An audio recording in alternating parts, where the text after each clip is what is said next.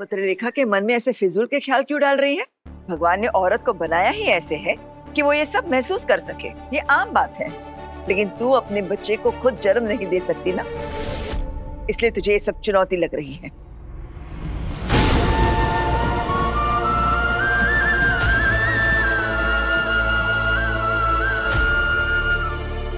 काकू, एक ही बात को बार बार बोलती रहेंगी ना तो उसका ना असर खत्म हो जाता है।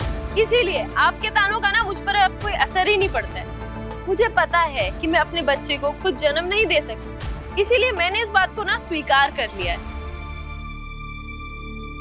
हाँ, कभी कभी मुझे बुरा जरूर लगता है, लेकिन मैं इस बारे में सोचती नहीं। पता है क्यों?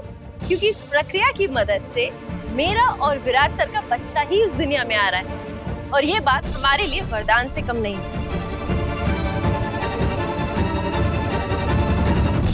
वैसे काकू, आप सब औरतें माँ बन सकती हैं, लेकिन क्या आप डॉक्टर बन के किसी की मदद कर सकती हैं? मैं डॉक्टर बन के कितनी माँओं की मदद करती हूँ और कितने लोगों का इलाज करती हूँ और कर सकती हूँ, लेकिन आप और पाखी दीदी कभी भी ऐसा कुछ भी नहीं कर सकती, कभी डॉक्टर नहीं बन सकती। लेकिन क्या इस बात को लेकर मैं आपको सुनाती रहती हूँ? सही तो कह रही है। सही इतनी अच्छी डॉक्टर है, लेकिन फिर भी कभी भी अपनी बड़ाई नहीं करती। इनफैक्ट मेरी शादी के टाइम पे राजीव की जान बचाई थी सही ने, लेकिन तभी भी सही ने अपनी बढ़ाई नहीं की। जस्ट बिकॉज वो माँ नहीं बन सकती, हमारी घर की औरतें पता नहीं इसे क्यों ताने मारती रहती हैं। और वैसे भी माँ बनने का मतलब सिर्फ 9 महीने अपने पेट में बच्चे को पालना ये नहीं होता। बच्चा पैदा होने के बाद जब वो दुनिया में आता है तब उसका ख्याल रखना, उसे ठीक से पालना, बड़ा करना, ये एक आई करती है, और ये सही बखूबी कर सकती है। एक बार बच्चा इस दुनिया में आ जाए बस, मैं तो दावे के साथ कह सकती हूँ सही बहुत अच्छी माँ बनेगी। हाँ, और सही ही उसकी देखभाल करेगी ना, क्योंकि यही तो उसकी माँ है। तो मैं भी तो सही कह रही थी।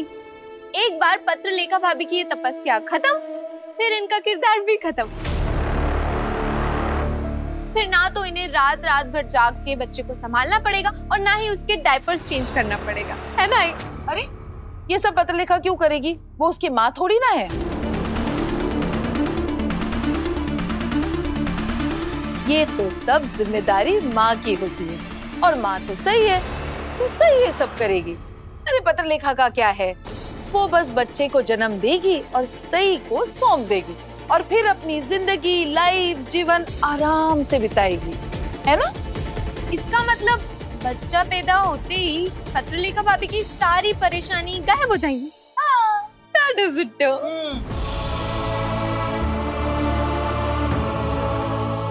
और फिर ये अपनी लाइफ की नई शुरुआत भी कर सकती है। नई जिंदगी? क्या मतलब है तेरा? एक बात हर कोई गांठ बांध लो, बच्चे के जन्म के बाद पत्रलेखा इस परिवार की बहू बनकर इसी घर में रहेगी।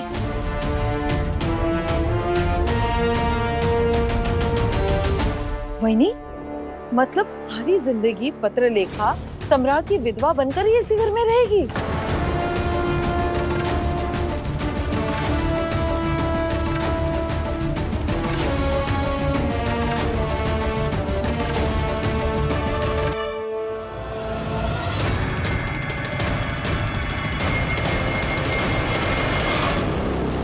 सोनाली, मेरे कहने का कोई और मतलब निकल सकता है? मुंह बंद और अक्ल ज्यादा चलाओगी तो मेरी बात पहली बार में ही समझ में आएगी। हो बहन, पत्रलेखा की आई तो चाहती थी कि इसकी दूसरी शादी करवा दूं, और पता नहीं क्या क्या,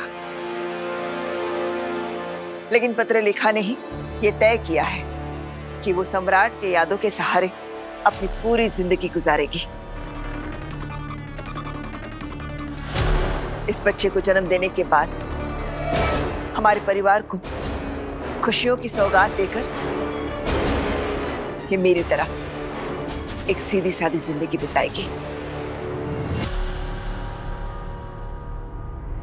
मैंने भी तो स्वर्गीय नागेश चौहान के विधवा बनकर पूरी जिंदगी गुजारी, और पता नहीं कितनी उम्र बची है। लेकिन पाखी दीदी की तो सारी उम्र उनके सामने है। मेरे बच्चे को जन्म देने के बाद इन्हें अपनी जिंदगी में आगे बढ़ना ही चाहिए, वरना ये बच्चा सौंपने के बाद आगे क्या करेंगी? तुम्हें क्या फर्क पड़ता है कि मैं अपनी जिंदगी के साथ कुछ करूं या ना करूं? फर्क पड़ता है ना पाखी दीदी। अगर आप अपनी जिंदगी में कुछ नहीं करेंगी तो फिर दूसरों की जिंदगी में दखल देंगी ना।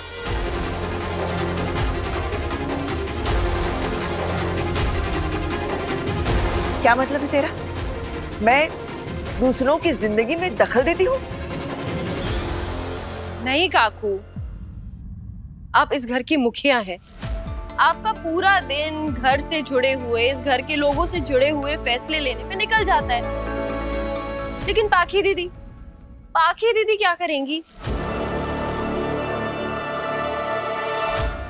आपके पास 9 महीने हैं, अच्छे से सोचिएगा। हमारा बच्चा हमें देने के बाद आप अपनी जिंदगी के साथ क्या करेंगी? क्योंकि देखिए, एक बार बच्चा हमें मिल गया तो उसकी सारी जिम्मेदारी तो मेरी और विराट सर की है ना। आराम से सोचिएगा जरूर इस बारे में। चलिए, अभी मैं चलती हूँ, मुझे हॉस्पिटल जाना है। और उम्मीद करती हूँ कुछ भी तला हुआ मसालेदार नहीं खाइएगा। ये लीजिए, पोहा खाइए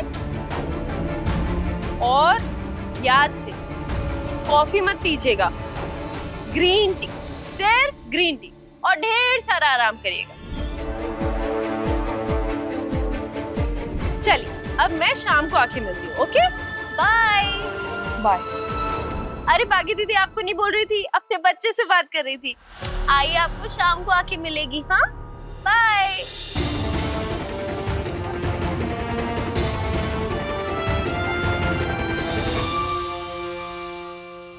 सब बार बार मुझे यही याद दिला रहे हैं कि इस बच्चे को जन्म देने के बाद मुझे इस घर में करने के लिए कुछ नहीं होगा।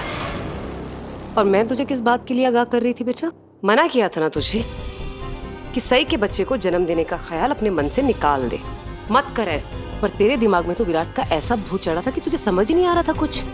तुझे लगा विराट तेरा ख्याल रखेगा, तेरे करीब आएगा, लेकिन कब तक? 9 महीने बाकी, सिर्फ 9 महीने।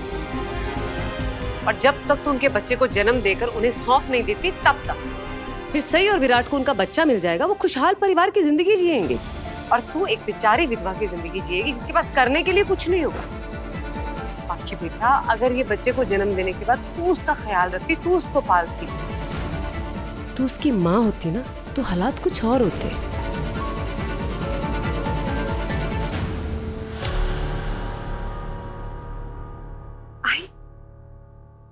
अब मैं ऐसा ही करूंगी। इस बच्चे को जन्म देने के बाद मैं इसे सही को देने से मना कर दूंगी। हाँ आई, आप सही कह रही हैं। अगर सही और विराट के बच्चे को मैं पालूंगी तो मैं इस घर की सबसे इम्पोर्टेंट सदस्य बन जाऊंगी। तेरा दिमाग खराब है बाकी। तुमने मेरी बात का ये मतलब निकाला, और तुमने सोचा भी कैसे कि सही और विराट तुझे ये करने देंगे? सही ऐसा कभी नहीं होने देगी, वो तुझे अपने बच्चे को पालने नहीं देगी। तुमने देखा ना, सबके सामने कहा उसने कि इस दुनिया में आने के बाद वो अपने बच्चे का खुद ख्याल रखेगी, तू नहीं। तो उस बच्चे के साथ तेरा कोई लेना देना नहीं होगा।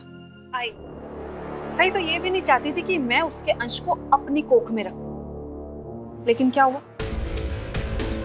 मैंने एक ऐसी चाल चली कि सई और उसकी चुनी हुई गीता दोनों आखिरी वक्त पर हॉस्पिटल नहीं पहुंच पाई। और ये सब प्लान करने के लिए मेरे पास कुछ ही दिन थे, लेकिन इस बच्चे को अपना बनाने के लिए, कुछ ऐसा प्लान करने के लिए जिससे मुझे सई और विराट का बच्चा उन्हें ना देना पड़े, मेरे पास पूरे 9 महीने हैं। तो ऐसा क्या करने वाली है पाखी? सबसे पहले मैं सबके सामने इमोशनल कार्ड प्ले करूंगी कि मैं एक बेचारी विधवा औरत हूं। इस बच्चे के सिवा इस दुनिया में मेरा और कोई नहीं है। मुझे जीने के लिए इसके सहारे की जरूरत है। और तुझे लगता है तेरा ये पैंतरा काम आएगा? जब मैंने विराट से कहा था कि उसके और सई के बच्चे को जन्म देना मुझे जीने का मकसद देगा, और वो मेरी बातों में आ गया था। तो वो फिर से मेरी बातों में क्यों नहीं आएगा? वैसे फालतू सपने देखना बंद कर पाकी। उनके बच्चे को अपने पेट में पालना एक बात है, लेकिन इस दुनिया में लाके उनके बच्चे को उनको ना देना दूसरी बात है। बेटा, जो चीज तुझे अमानत के तौर पे रखने के लिए दी गई है, उसे हमेशा के लिए अपना बनाने के बारे में तू सोच भी कैसे सकती है? भाई, अब जब भी कहती है ना कि मैं ये फला चीज नहीं कर पाऊंगी, तो मुझे पूरा यकीन हो जाता है कि वो चीज तो मैं करके ही रहूंगी। मैंने एक बार इमोशनल कार्ड खेला था और वो वर्क कर गया था, और इस बार भी वर्क करेगा। और अब मैं इस घर में एक अबला विधवा औरत बनके तो नहीं रहूंगी। मतलब?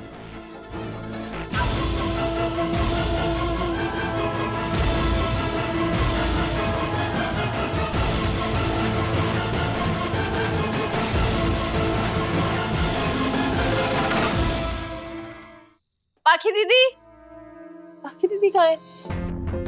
अरे मैं तो उनके लिए प्रेगनेंसी से जुड़ी हुई किताबें लेकर आई थी। मेरे कहने से तो अपना ख्याल रखती नहीं है, कम से कम इसको पढ़ के रख लेती। लेकिन पाखी दीदी है कहाँ?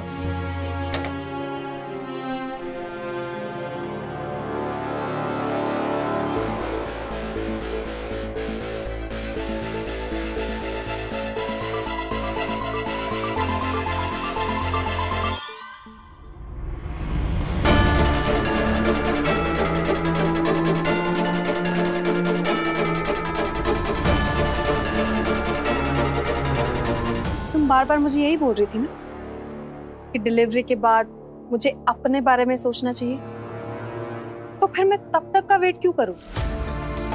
मेरा मतलब है, मैंने ये पहनावा वगैरह के बारे में सोचने के लिए थोड़ी ना कहा था। जिंदगी का रास्ता बहुत लंबा है, इसीलिए मैं छोटे छोटे कदम उठा रही हूँ। और मैंने फैसला कर लिया है कि अब मैं विधवा औरतों की तरह कपड़े नहीं पहनूंगी, क्योंकि मेरे पेट में पल रहे बच्चे को ऐसा ना लगे कि उसके पिता इस दुनिया में नहीं है।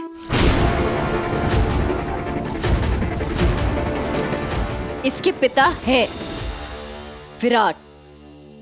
लेकिन अगर मैं विधवा जैसी रही तो इस बच्चे को भी वैसी एनर्जी आएगी ना, सही? इसीलिए मैंने तय कर लिया है कि अब मैं शादीशुदा औरतों जैसी रहूंगी।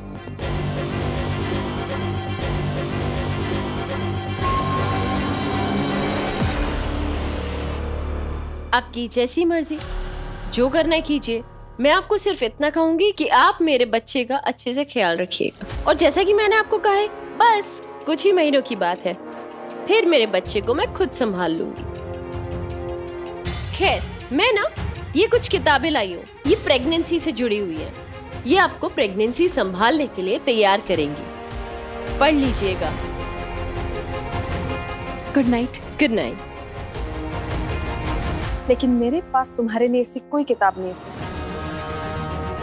जो तुम्हें उस दुख को संभालने के लिए तैयार कर सके, जो तुम्हारे साथ 9 महीने के बाद होने वाला है।